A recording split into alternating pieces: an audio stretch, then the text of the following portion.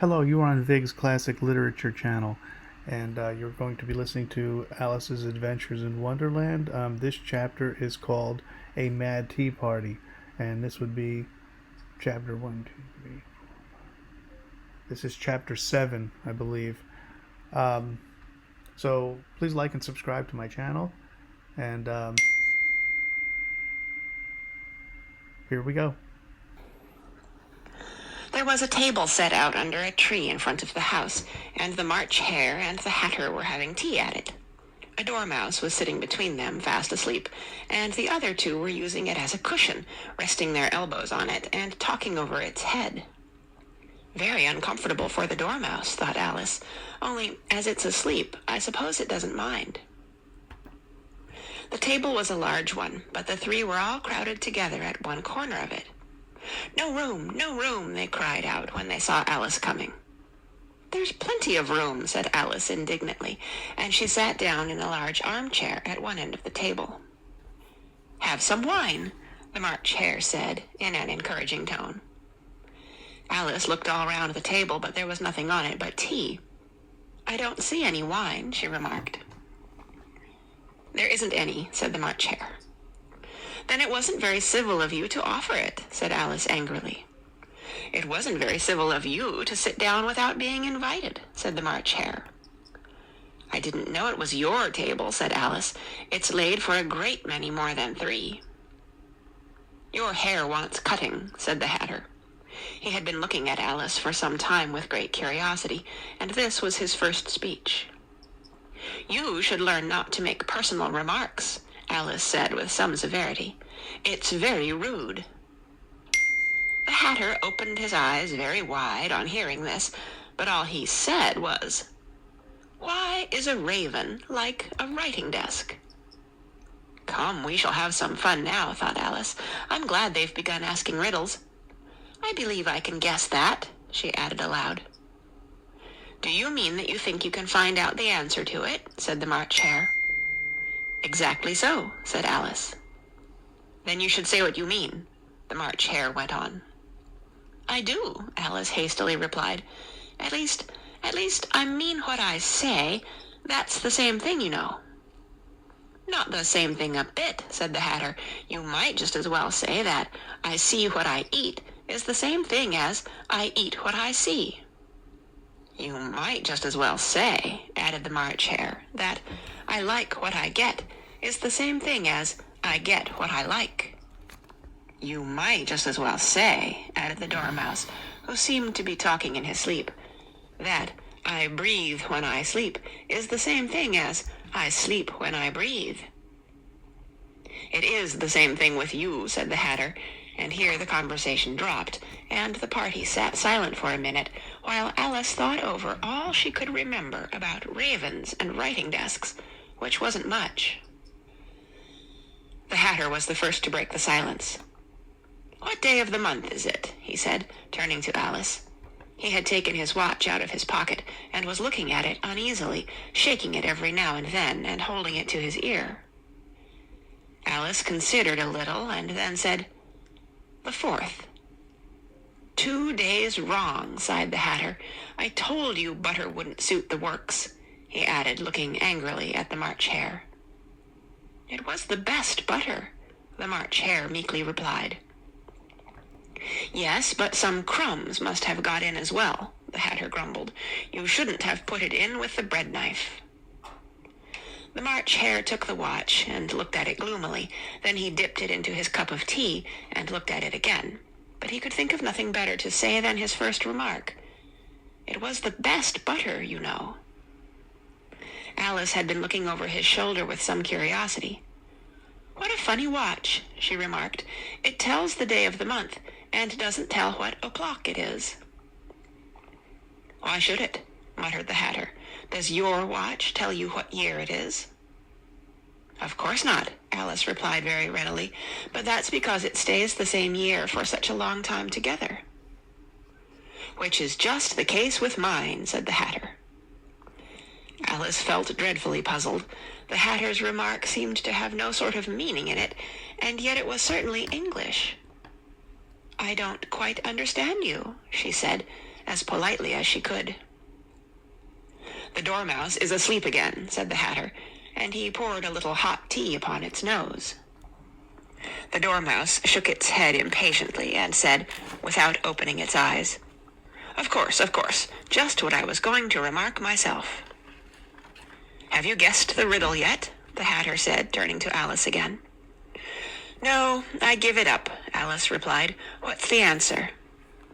"I haven't the slightest idea," said the Hatter. "Nor I," said the March Hare. Alice sighed wearily. "I think you might do something better with the time," she said, "than waste it in asking riddles that have no answers." "If you knew time as well as I do," said the Hatter, "you wouldn't talk about wasting it. It's him." "I don't know what you mean," said Alice. "Of course you don't," the Hatter said, tossing his head contemptuously. "I dare say you never even spoke to time."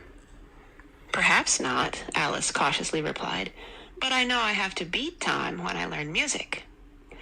"Ah, that accounts for it," said the Hatter. "He won't stand beating. Now, if you only kept on good terms with him, he'd do almost anything you liked with the clock. For instance, suppose it were 9 o'clock in the morning, just time to begin lessons. You'd only have to whisper a hint to time, and round goes the clock in a twinkling. 1:30, time for dinner." "I only wish it was," the March Hare said to itself in a whisper. "That would be grand, certainly," said Alice thoughtfully.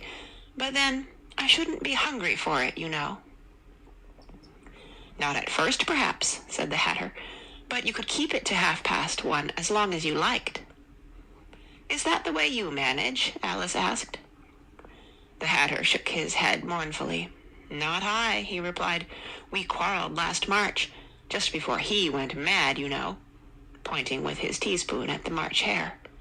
"It was at the great concert given by the Queen of Hearts, and I had to sing, 'Twinkle, twinkle, little bat, how I wonder what you're at.' You know the song, perhaps?" "I've heard something like it," said Alice. "It goes on, you know," the Hatter continued, "in this way. Up above the world you fly, like a tea tray in the sky, twinkle, twinkle." Here the Dormouse shook itself and began singing in its sleep, "Twinkle, twinkle, twinkle, twinkle," and went on so long that they had to pinch it to make it stop. "Well, I'd hardly finished the first verse," said the Hatter, "when the Queen jumped up and bawled out, 'He's murdering the time! Off with his head!'" "How dreadfully savage!" exclaimed Alice. "And ever since that," the Hatter went on in a mournful tone, "he won't do a thing I ask. It's always 6 o'clock now." A bright idea came into Alice's head. "Is that the reason so many tea things are put out here?" she asked.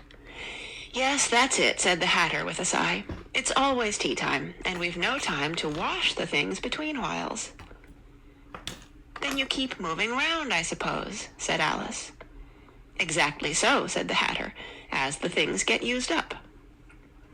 "But what happens when you come to the beginning again?" Alice ventured to ask. "Suppose we change the subject," the March Hare interrupted, yawning. "I'm getting tired of this. I vote the young lady tells us a story." "I'm afraid I don't know one," said Alice, rather alarmed at the proposal. "Then the Dormouse shall," they both cried. "Wake up, Dormouse!" And they pinched it on both sides at once. The Dormouse slowly opened his eyes. "I wasn't asleep," he said in a hoarse, feeble voice. "I heard every word you fellows were saying." "Tell us a story," said the March Hare. "Yes, please do," pleaded Alice. "And be quick about it," added the Hatter, "or you'll be asleep again before it's done." "Once upon a time there were 3 little sisters," the Dormouse began in a great hurry, "and their names were Elsie, Lacie, and Tilly, and they lived at the bottom of a well." "What did they live on?" said Alice, who always took a great interest in questions of eating and drinking. "They lived on treacle," said the Dormouse, after thinking a minute or two. "They couldn't have done that, you know," Alice gently remarked. "They'd have been ill." "So they were," said the Dormouse, "very ill." Alice tried to fancy to herself what such an extraordinary way of living would be like, but it puzzled her too much, so she went on. But why did they live at the bottom of a well? "Take some more tea," the March Hare said to Alice very earnestly. "I've had nothing yet," Alice replied in an offended tone, "so I can't take more." "You mean you can't take less," said the Hatter. "It's very easy to take more than nothing." "Nobody asked your opinion," said Alice. "Who's making personal remarks now?" the Hatter asked triumphantly. Alice did not quite know what to say to this, so she helped herself to some tea and bread and butter, and then turned to the Dormouse and repeated her question. Why did they live at the bottom of a well? The Dormouse again took a minute or two to think about it, and then said, "It was a treacle well." "There's no such thing," Alice was beginning very angrily, but the Hatter and the March Hare went, "Shh, shh," and the Dormouse sulkily remarked, "If you can't be civil, you'd better finish the story for yourself." "No, please go on," Alice said very humbly. "I won't interrupt again. I dare say there may be one." "One indeed," said the Dormouse indignantly. However, he consented to go on. "And so these three little sisters, they were learning to draw, you know." "What did they draw?" said Alice, quite forgetting her promise. "Treacle," said the Dormouse, without considering at all this time. "I want a clean cup," interrupted the Hatter. "Let's all move one place on." He moved on as he spoke, and the Dormouse followed him. The March Hare moved into the Dormouse's place, and Alice rather unwillingly took the place of the March Hare. The Hatter was the only one who got any advantage from the change, and Alice was a good deal worse off than before, as the March Hare had just upset the milk jug into his plate. Alice did not wish to offend the Dormouse again, so she began very cautiously. "But I don't understand. Where did they draw the treacle from?" "You can draw water out of a water well," said the Hatter, "so I should think you could draw treacle out of a treacle well. Eh, stupid?" "But they were in the well," Alice said to the Dormouse, not choosing to notice this last remark. "Of course they were," said the Dormouse. "Well in." This answer so confused poor Alice that she let the Dormouse go on for some time without interrupting it. "They were learning to draw," the Dormouse went on, yawning and rubbing its eyes, for it was getting very sleepy. "And they drew all manner of things, everything that begins with an M." "Why with an M?" said Alice. "Why not?" said the March Hare. Alice was silent. The Dormouse had closed its eyes by this time and was going off into a doze, but on being pinched by the Hatter, it woke up again with a little shriek and went on. "That begins with an M, such as mousetraps and the moon and memory and muchness. You know you say things are much of a muchness. Did you ever see such a thing as a drawing of a muchness?" "Really, now you ask me," said Alice, very much confused. "I don't think—" "Then you shouldn't talk," said the Hatter. This piece of rudeness was more than Alice could bear. She got up in great disgust and walked off.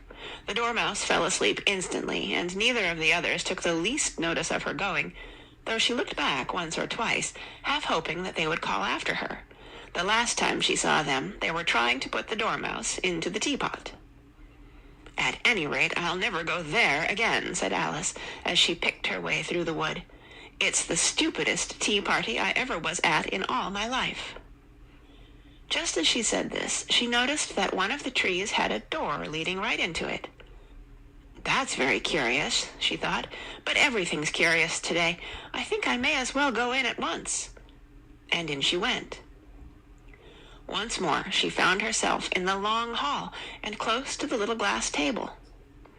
"Now I'll manage better this time," she said to herself, and began by taking the little golden key and unlocking the door that led into the garden. Then she went to work nibbling at the mushroom. She had kept a piece of it in her pocket, till she was about a foot high.